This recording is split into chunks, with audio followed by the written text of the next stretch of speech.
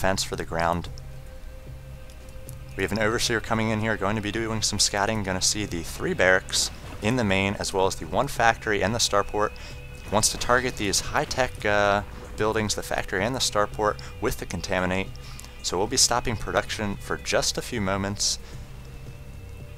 Now see tanks coming out for Sikatrix, very effective on this map, as they can siege up and hold these towers, make it very difficult for the Zerg player to run by and get attacks in.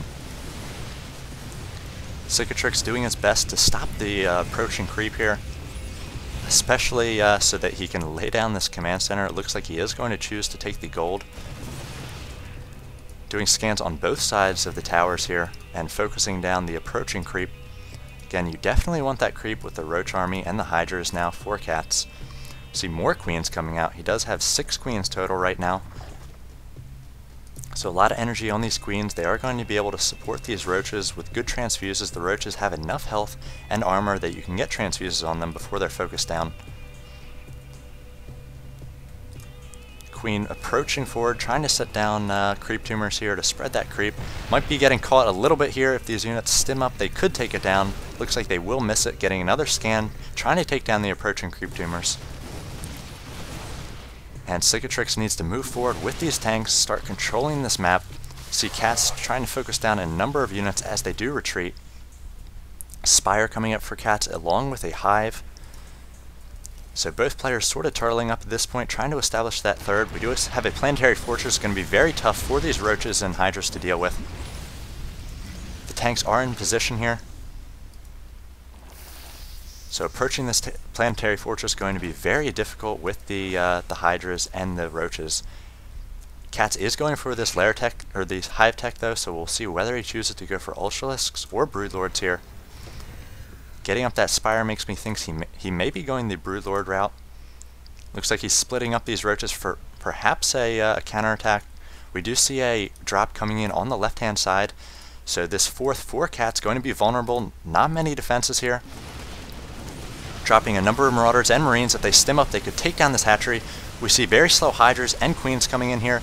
They're going to have to clean up the units here. We see a transfuse on that hatchery. Hatchery down to 100 health and a great transfuse. Now a 3rd transfuse, a 4th transfuse going off for Catz. A 5th transfuse stabilizing that hatchery. And now these queens dumping that energy into HP for this hatchery. And able to keep this 4th alive.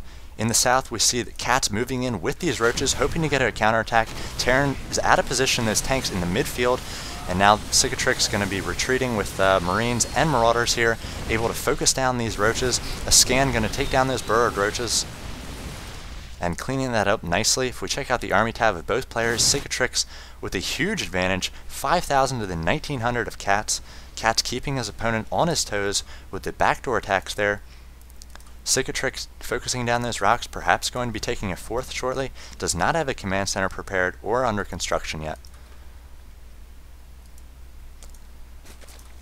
So we see Catz saving that 4th. We'll see if that comes into play here. Checking out the income tab, 61 harvesters to 55.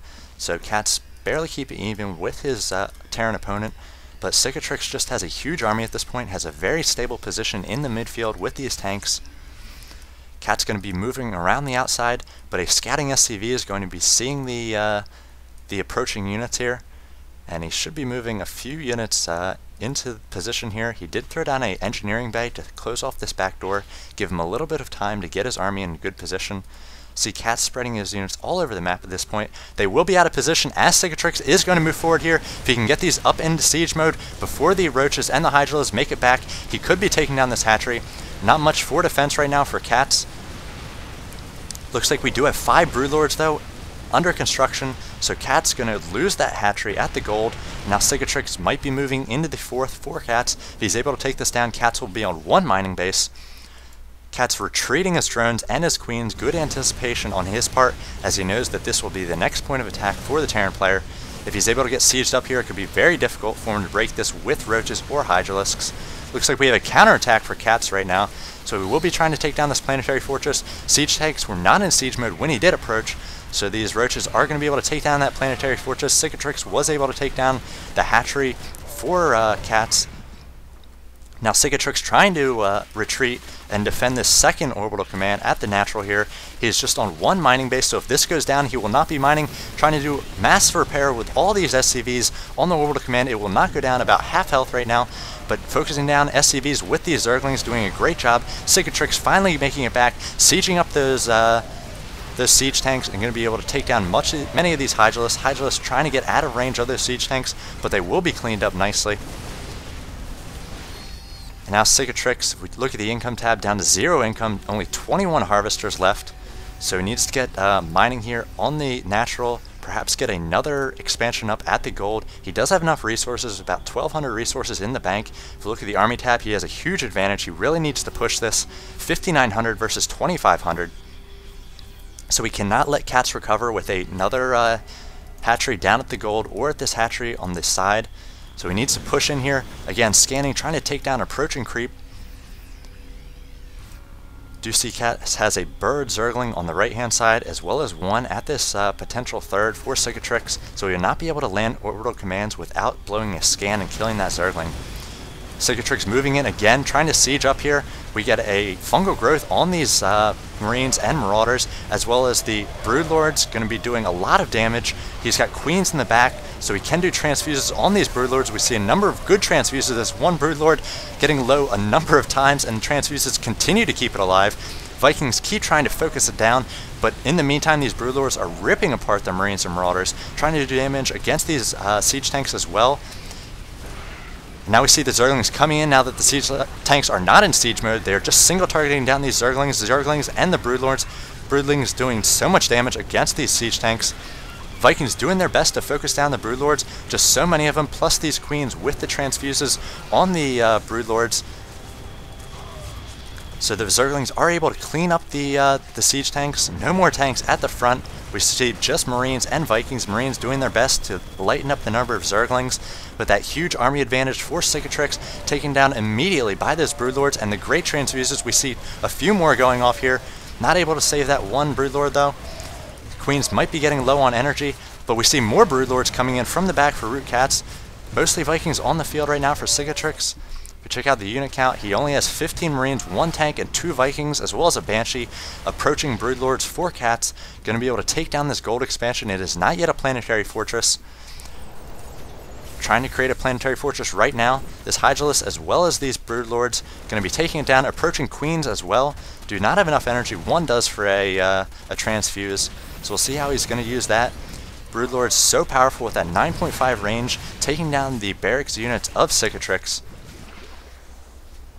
Trying to lift off this command center, perhaps landing it over here, but he will not be able to with that Burr Zergling. Now we see the Queens pushing out with these Broodlords. Checking out the APM of both players, 125 to 140. So pretty much staying the same for the majority of the game here. See another good transfuse. Saving these Broodlords, they are such a huge investment in minerals and gas. You really want to keep those alive, and with all the early investment in Queens that Catz did, he had 6-7 Queens at different points. He's going to be able to keep these high unit cost units alive. This command center unable to move out here and take this Zergling down. We see enough energy on this orbital command for a scan. Going to try to move his army into position so he can take a third here. Catz going to be pulling back as he's morphing in more Broodlords. If we look at the army tab now, 3,300 for Catz compared to the 1,800, and almost no mining going on for Sikatrix. Just 14 harvesters, 200, 300 minerals per minute compared to Catz with the 48 harvesters. He's gotten up and running on the gold and the expansion on the left-hand side here. Now finally able to scan and pick off that Zergling, but Catz going to move in for the kill here. He's got a lot of fungal growths going off on these Marines. Marines all very low, being cleaned up nicely by the Broodlords. And these Queens going to be able to move in, laying down infested Terran, and that's going to be GG from Sikatrix. So a lot of early harass from Sikatrix with those Hellions and the Banshees, but Catz doing a great job with those Queens early on, using the basic units, and that's something we are seeing Zerg players use those Queens, 3, 4 Queens on their first 2 bases to defend against Terran harass, and up to 11 Hellions at some points there, and Catz just did a nice job recovering from that. Sikatrix then was able to take a huge advantage in the army, taking those towers with the siege tanks, able to push in on Catz. But Catz, with those broodlords, was able to flip the script and take down most of the Terran army in that big battle in the end. All those transfuses on the one broodlord there, it must have gotten 5 or 6. Catz also using great transfuses with those queens on the hatchery on the left-hand side, saving it when the Terran player was about to take it down. And that income he was able to save with that move there made him spring ahead of Sikatrix in the later game, as Sikatrix was not able to get a third mining base up for long. Catz did a great counter, taking down that gold expansion when his left base did finally go down. And then in the end, moving forward with those very strong broodlords and the queens as well, Catz was able to take this one. So was looking all day for a good game to bring you guys, and I checked this one out and watched through it, and Catz, I did count, and I might have missed a few, but I counted 28 transfusions that he did with those queens. So Catz is the new king of queens of Root Gaming, as he did have 7 queens out at one point, and used those highly effectively to take down his Terran opponent. Sikatrix, for his part, did very good harassment at the start, able to get Catz back on his heels, but then such a great recovery, and then eventually pushing forward with that tier 3 and taking down his ladder opponent here. So if you have not caught the Catz stream, I encourage you to check that out. You can get to it by going to Root's website, or Team Liquid has all the streams running on the right hand side of their page.